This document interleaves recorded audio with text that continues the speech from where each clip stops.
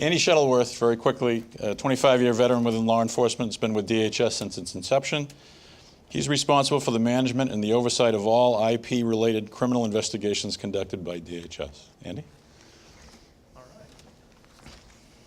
I have to admit, this is a little daunting for me. We've got PhDs, lots of lawyers, probably a few chemists out here, and I'm a cop. That's not a bad thing. I've been a cop for about 25 years. You notice I didn't say my entire adult life.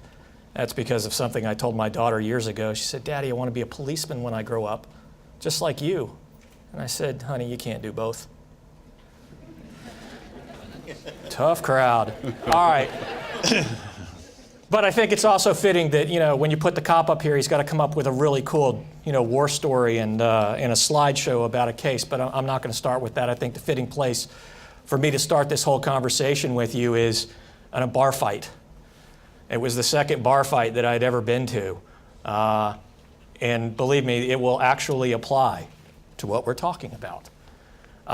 Being the young and eager law enforcement person, and this was 25 years and probably twice as many pounds ago, I looked kind of like Barney Fife. I was so skinny I had to cinch my belt up, and it would bruise my hips, because if I ran and it wasn't tight, I would lose my gun belt. I mean, that's me. I probably weighed 160 pounds, and I'm raring to dive into this fray. But my sergeant came up and he says, "Hold up, sport. Come with me." So instead of charging in there and taking on, and it was like the Wild West. I mean, there's stuff flying and people throwing punches, and you can just hear the glass breaking. I'm like, wow, I gotta get in there, Not remembering the 5 stitches I got from the previous bar fight, but I was ready to go, young and eager. So we walk around to the back, make our way through the back door. I'm like, all right, sneak attack, I got this. Yeah, this is gonna work. And then he, instead of going in through the kitchen to the bar where all the action's going on, he makes a turn, goes into the manager's office, finds a circuit breaker and turns all the lights off. Cuts the power completely. Place is completely black. And all the noise stops. And he waits a couple of minutes. He says, all right, let's go. Flips the lights back on, walks through the kitchen door, and everybody's kind of like, God, all right, you, and you, come with me. And he ended the bar fight. Never had to go in there, didn't have to get into the mix of it. I wouldn't have thought of that. It was brilliant in its simplicity. And that's where I'm going with this one. He thought, I'll just cut the power off, that'll stop him. Then I go in there and I was just like, wow, that was really neat, we didn't have to do that. And he goes, Andy, sometimes our job isn't to go in there and bust heads. Sometimes our job is just to make them stop. And that's really, I wasn't quite sure where I was going to go with this when I started, but really the mandate that we have at the Intellectual Property Rights Center isn't so much to go out and make more cases, although we like doing that, and we want to do that as law enforcement. I think right now we're maturing to the point in this entire arena, and we're talking about, safe medicines, that perhaps now it's time to start thinking about strategies to how do we make them stop. And I think some of the things that we've been doing are presenting some really interesting possibilities with this. And that's really where I want to go today. And they're like, where is this guy going? He's supposed to tell war stories. You got your war story. All right, much to the dismay of my colleagues who spent so much time putting together case analogies for me, and I've got the statistics and all that stuff, I'm probably going to go off a little bit from the slides they presented.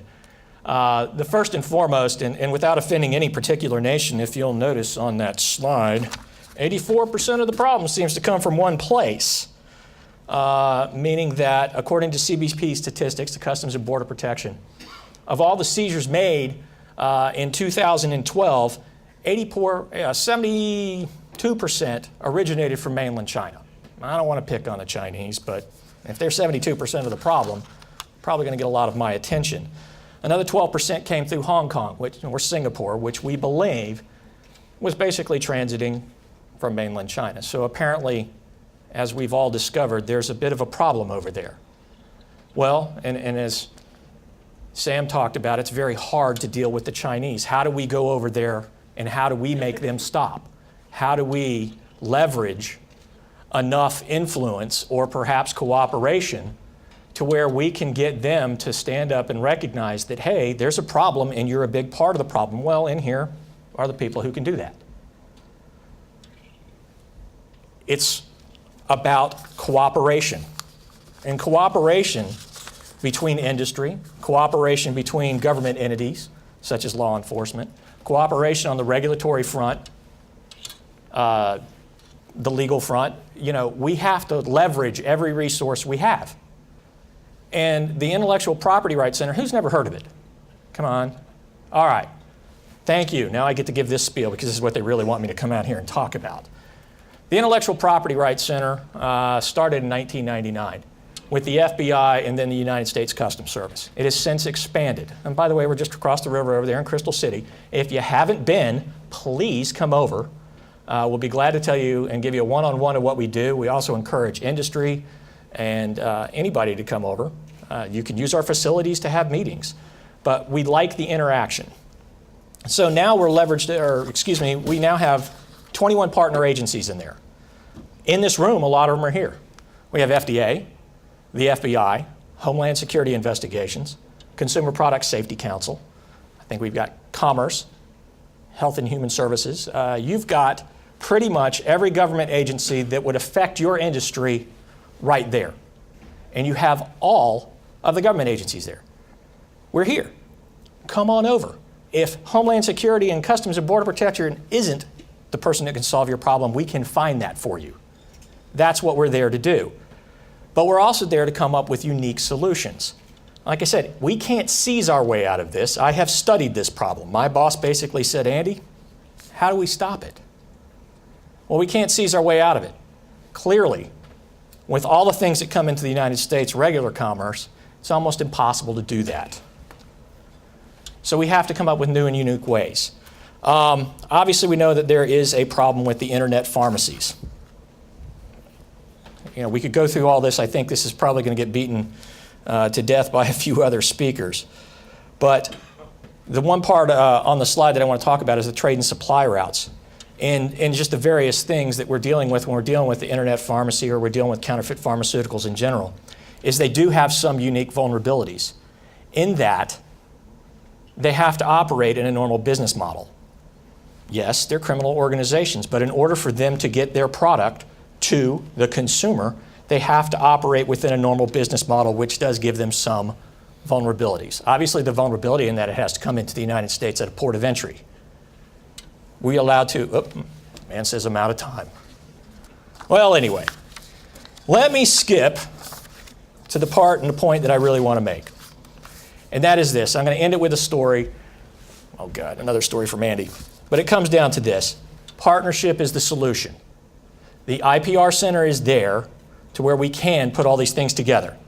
There is a great story in history where industry and the United States government actually got together and did something very significant. Anybody remember the Apollo program? You remember we put people on, everybody remember, come on, we put people on the moon. Yeah, very, very significant in that. That took 400,000 people. It took industry and the government working together in a period of less than 10 years, went from 15 minutes in space to putting a man on the moon and bringing him home. That's a significant accomplishment. This problem is just as significant, but I think the people here working all together can probably come up with a solution on that. So that being said, in fact, the man's waving a zero at me. I'm going to sit down.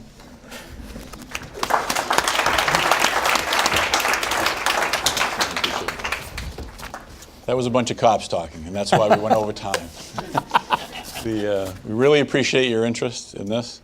We'll all be around later on in time if you'd like to chat with us. Thank you very much for your attention.